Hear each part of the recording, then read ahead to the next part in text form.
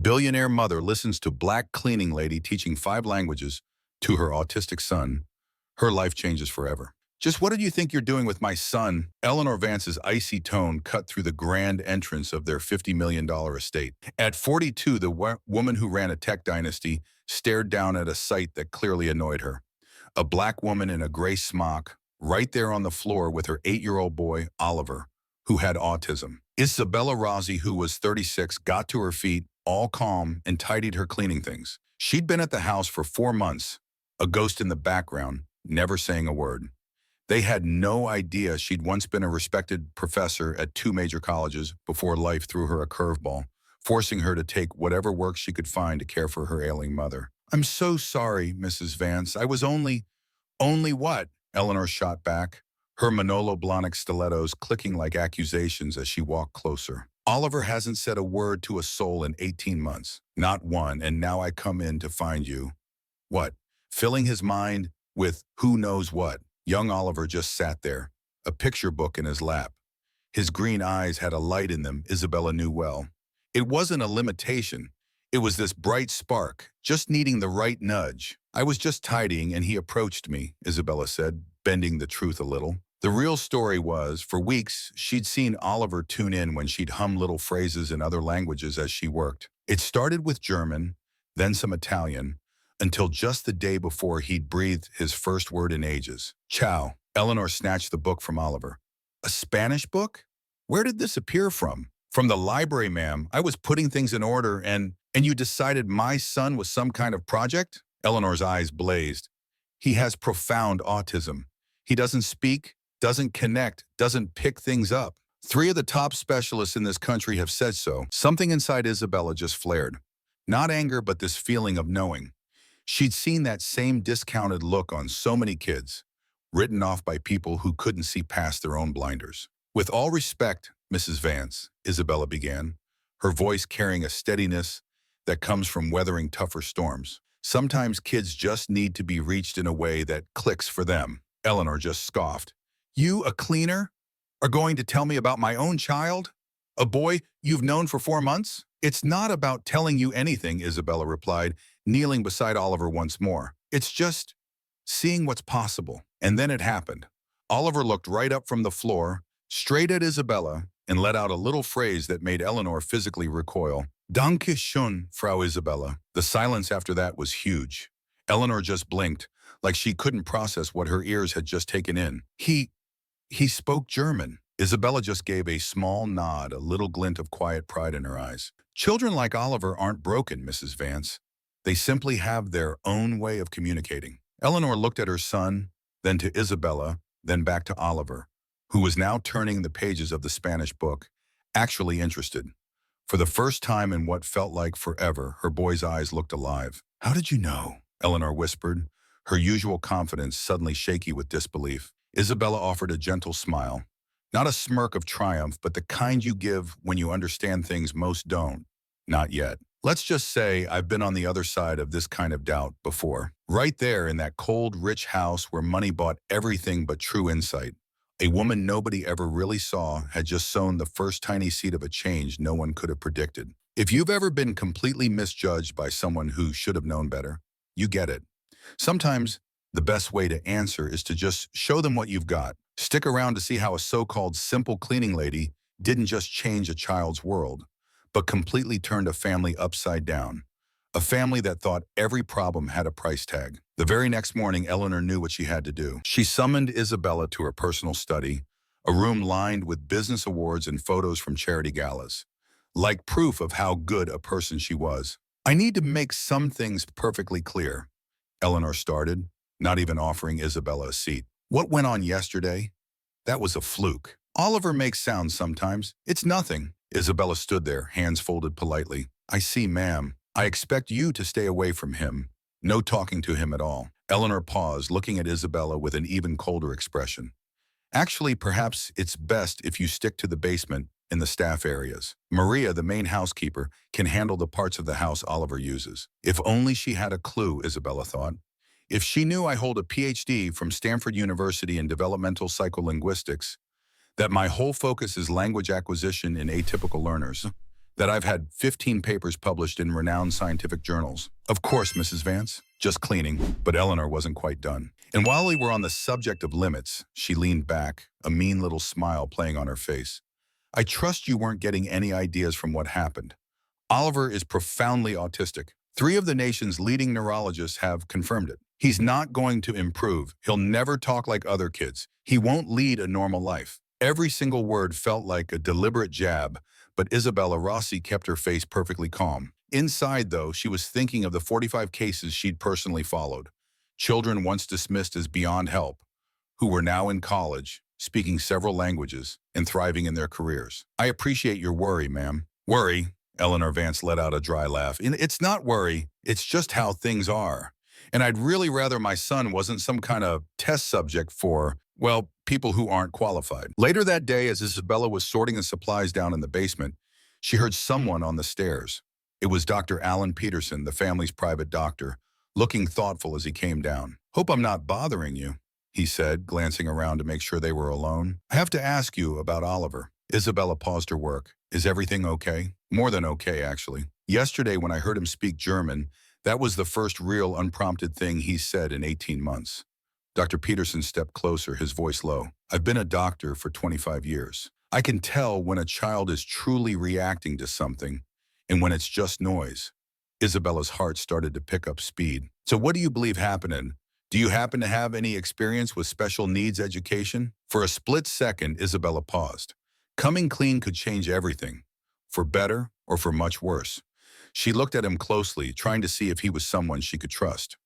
Dr. Peterson, if I were to tell you I have a PhD in developmental psycholinguistics and that I spent 6 years focused on how children's minds develop, what would you do with that? The air hung thick with what could happen next. Dr. Peterson blinked a few times, clearly trying to absorb this. You're saying you have a doctorate? Stanford University?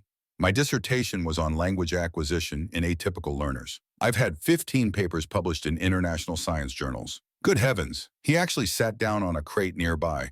What on earth is a linguistics expert doing working as a cleaner? Isabella took a slow, deep breath. Life, doctor, it just happens. I lost my university position when my mother became seriously ill. I needed to make money quickly for her medical bills. That was about 18 months ago. Dr. Peterson just shook his head, taking it all in. And Oliver, do you believe you can actually help him? I don't just believe it, I know I can.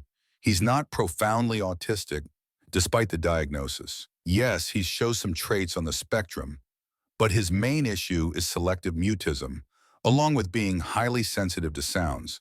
His mother treats him like he's damaged, so he's just retreated into himself. How can you be so sure? 45 similar cases, doctor. Over the last 6 years, I've worked with 45 children who had diagnoses a lot like his. Today, 40 of them are fluent in multiple languages and live completely ordinary lives. Dr. Peterson was quiet for a good, long moment. Oliver has an appointment with me tomorrow. Eleanor wants to up his medication. She says he's going backwards, lost in fantasies. He's not going backwards. He's moving forward.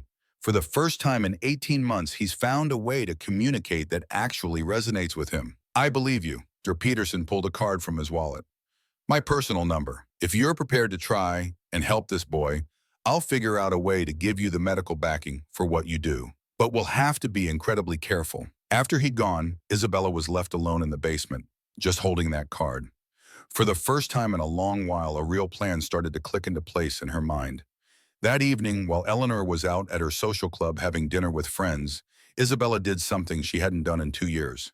She dialed her old mentor at the university's linguistics department, Professor Davies. Michael, it's Isabella Rossi. A long pause on the other end. Isabella, where have you been? Your work was mentioned in 4 international journals just this month. Yale has been trying to reach you for 7 months. I'm in a bit of a tight spot right now, but I really need a favor. I need access to my research materials, specifically the intervention plans for selective mutism. An hour later, Isabella hung up the phone, a fresh wave of hope washing over her. Michael promised to quietly send over everything she'd need to create a tailored program for Oliver. What she didn't realize, though, was that Maria, the housekeeper, had caught snippets of the conversation from upstairs, and that by tomorrow, Eleanor would hear all about it. Meanwhile, up in Oliver's room, the little boy was looking through a book he'd discovered tucked under his bed, a book filled with animals. their names written in 7 different languages.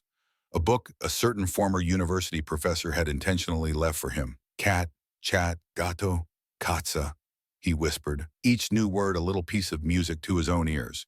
Because sometimes the biggest changes don't start with a big showdown, but with quiet whispers, unexpected friends, and the patience of those who understand that the most powerful breakthroughs often come after the quietest moments. The following morning, Maria tapped on Eleanor's office door, her face a mix of eagerness and a hint of spite. "Mrs. Vance, I have to tell you something about that cleaning woman." Eleanor glanced up from her spreadsheets, already annoyed by the interruption. "What is it this time, Maria?" "Last night I heard her on the telephone, going on about university, research, scientific papers." Maria paused for effect. "She even said something about being a doctor." Eleanor Vance blinked hard, trying to make sense of it. "Doctor? Isabella?" "Yes, ma'am. And she mentioned something about 45 cases, children just like Oliver. I really think she's not who she says she is just to get near the boy." Eleanor's thoughts were racing. A cleaner who knew languages, who talked about university studies, who actually got Oliver to speak. The different parts of the puzzle started clicking together, and it wasn't a pretty picture. "Get her in here right now." About 15 minutes later, Isabella Rossi walked into the office.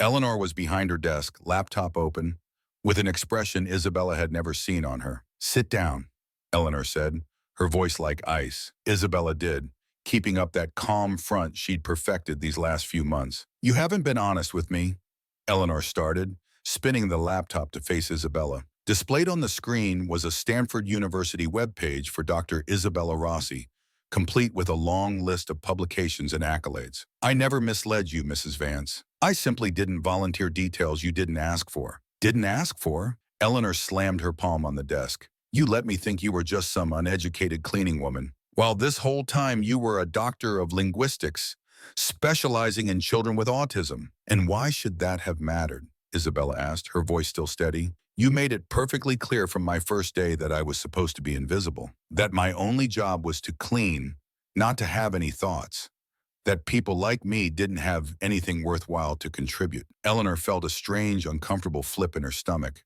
"That's not the point. You should have informed me of your background." "For what reason? So you could find more inventive ways to put me down? So you could point out that even with a PhD, I was still just on your payroll?" Just then, the door flew open and Oliver burst in, running with Dr. Peterson right behind him. Isabella, Oliver yelled out in Spanish, then switched to German. "Ich lerne ein neues Lied." And then into Italian. "Puoi insegnarmi altre parole?" Eleanor was frozen. Her son, who hadn't uttered a word in 18 months, had just smoothly jumped between 3 languages in one breath. Dr. Peterson walked over, calm as ever. "Eleanor, I need to show you this." He put a tablet on the desk. It was playing videos of Oliver from the past few days. "Isabella has been carefully documenting Oliver's development with my medical oversight." In the first clip, Oliver counted to 10 in French. In the next, he went through the alphabet in Russian. In a third, he sang a little kid's song in Swahili. 7 languages, Dr. Peterson went on. "In just 4 weeks, Oliver isn't just talking. He's grasping complex sentence structures. His ability to learn is extraordinary." Eleanor looked at her son, then at Isabella, then back at the videos. How can this be?" "Because he was never profoundly autistic," Isabella answered, standing up and then kneeling by Oliver. "He had selective mutism, brought on by trauma and feeling utterly alone. Once he was in a safe space and found a way to communicate that felt right to him, he just naturally started to open up." Oliver turned to his mother and, for the very first time in 18 months, looked her straight in the eye. "Mama," he said in English, "Isabella says I'm smart." Then he switched to Spanish. "Ella me enseñó que puedo hablar cuando quiera." Eleanor felt tears starting to form. Her son, the boy she'd treated as if he were fragile and broken, was standing there, speaking more clearly than she'd ever heard kids his age speak. "Oliver," she whispered, sinking to her knees too. You could talk all this time?" "Yes, Mama, but you always seemed so sad when I tried. So I just stopped." He changed to German. "Aber Isabella hört mir zu. Sie versteht." The quiet that followed was immense. Eleanor looked at Isabella, who was watching her, not with any hint of winning, but with a deep, sorrowful look. "I didn't realize," Eleanor mumbled. "I truly had no idea." "I know you didn't," Isabella replied gently, but you do now. The real question is, what will you do with this knowledge? Dr. Peterson put a hand on Eleanor's shoulder. Oliver has to continue working with Isabella. His improvement is incredible, but stopping now would be terrible for him. Eleanor looked at her son, who was now busy with some colored blocks, counting them in Korean. Then she looked at Isabella, the woman who had changed her entire household without her even noticing. I owe you an apology, Eleanor said, her voice thick with emotion. And I need to ask you to stay, not as my cleaner, but as Oliver's teacher, as the person who brought my son back to me. Isabella smiled, but it wasn't a smile of victory. It was the smile of someone who finally sees a child being truly seen for the wonderful person he is. I'll stay, but on one condition. Oliver isn't some kind of miracle or a project. He's just a brilliant, wonderful kid who needs to be loved for exactly who he is, not for what he can achieve. As Eleanor nodded, finally getting it, Oliver came over and took both their hands. Mamá, Isabella, he said in Spanish. Somos una familia de verdad ahora. In that very moment, 3 lives were profoundly altered, showing that sometimes the biggest changes don't come from big legal battles or splashy news, but from the quiet world of a child finally finding his voice, and from a mother's heart finally learning to truly hear. 7 months down the line, the Vance estate was a completely different place. The once silent, chilly house now buzzed with laughter, chatter in all sorts of languages, and most wonderfully, Oliver's bright voice carrying through the rooms. Mama, I learned a new Norwegian word today, Oliver shouted, racing towards his mother, who was on her laptop out on the veranda. Kjærlig means loving. Eleanor smiled, a real warm smile, the kind that was so rare before Isabella came into their lives. That's wonderful, sweetie. And where is Ms. Isabella? She's making another video for our channel, Oliver chirped back, then switched to fluent Italian. Oggi abbiamo tanti nuovi studenti. You see, their YouTube channel, Learning with Oliver, had absolutely taken off worldwide. In just 5 months, over 3 million people were tuning into Isabella's lessons, where she shared her language development methods with Oliver as the shining example. Donations and partnerships with educational groups had already brought in more than $700,000 for the foundation Eleanor had set up just to help neurodivergent kids. But the channel's huge success was really just the start. Yale, Princeton, and Stanford were in a fierce competition to get Isabella as a full professor. 3 different publishing houses were battling for the rights to her book, The Unlocked Voice, How Different Languages Heal Unique Minds, which hit the bestseller list before it even came out. Bossy, Eleanor said that afternoon. She always made a point now of using the title with real pride. The foundation just got 5 more requests from public schools wanting to use your methods. Isabella, who now wore the stylish outfits Eleanor insisted on getting for her, smiled as she arranged some teaching supplies. 20 schools in 7 months. I truly never dreamed we'd reach so many. And Maria? Eleanor asked, meaning the former housekeeper who'd been let go after trying to cause trouble for Isabella by spreading nasty rumors. I hear she's still job hunting. Turns out wealthy families aren't too keen on hiring someone known for blasting their employers on social media, Isabella said, no bitterness in her voice. Guess karma works on its own time. Deshausch Alan Peterson then popped onto the porch, a thick briefcase in hand. Ladies, you won't believe this. Your research paper was just accepted by Cognitive Science Today. And not only that, the National Child Health Institute wants you both to present your approach at their annual symposium. Eleanor took a long, slow breath. She watched her son playing out in the yard, chatting away easily with a gardener in French. 7 months ago, she was convinced Oliver would never lead a typical life. Now he was more articulate than most kids his age. You know what gets me the most? Eleanor said, looking at Isabella. It's not just the languages or how well he's doing in his studies. It's that Oliver finally has that light back in his eyes. He's genuinely happy, Isabella nodded. Children like Oliver don't need to be fixed, Eleanor. They just need someone to understand them. That night at dinner, Oliver had a surprise. Mama, Ms. Isabella, I wrote a thank you note. Can I read it? The 2 women exchanged curious glances. Dear Mom and Dear Ms. Isabella, Oliver started, his voice steady and sure. Before, I felt like I was stuck inside a glass box. I could see out, but nobody could hear me. Mrs. Isabella didn't break the box. She taught me there was never any box to begin with. And Mom, thank you for letting her show me that I was always perfect, just the way I am. Eleanor couldn't stop the tears. Neither could Isabella. 4 months after that, Isabella was standing on the main stage at the International Special Education Conference, facing 6,000 educators from every corner of the globe. Oliver, now 9, stood right beside her co-presenter. "My name is Oliver Vance," he said clearly into the microphone, his voice filling the huge hall. "18 months ago, doctors told my mom I'd never speak like other kids. Today, I speak 10 languages because one woman believed from the very first day that I had something to say. She just had to teach me how to say it." The entire room jumped to their feet, a wave of applause washing over them. Eleanor, sitting in the front row, looked around and saw tears in the eyes of so many teachers, parents, and therapists. Here was the living, breathing proof that when we label a child as limited, that label often becomes the biggest limit of all. When Isabella finally spoke, her voice was strong. "A year ago, I was invisible to most people. I'm here today not because I've changed, but because someone finally chose to really see me." The same thing happened with Oliver. He always had this amazing ability. I just helped create a safe place for it to shine. After their talk, a reporter asked, "Dr. Rossi, when did you realize Oliver was special?" Isabella smiled, putting her hand on Oliver's shoulder. "The very first day he looked me in the eyes. All children are special. Some just need us to listen in a different language to see their magic." Now, 3 years later, the Oliver and Isabella Foundation has touched the lives of over 12,000 children all over the country. Eleanor has become a dedicated champion for education that includes everyone. And Isabella? Well, Isabella has shown that sometimes the best answer to prejudice isn't to tear down those who look down on us, but to build something so wonderful and powerful that they simply have to acknowledge its worth.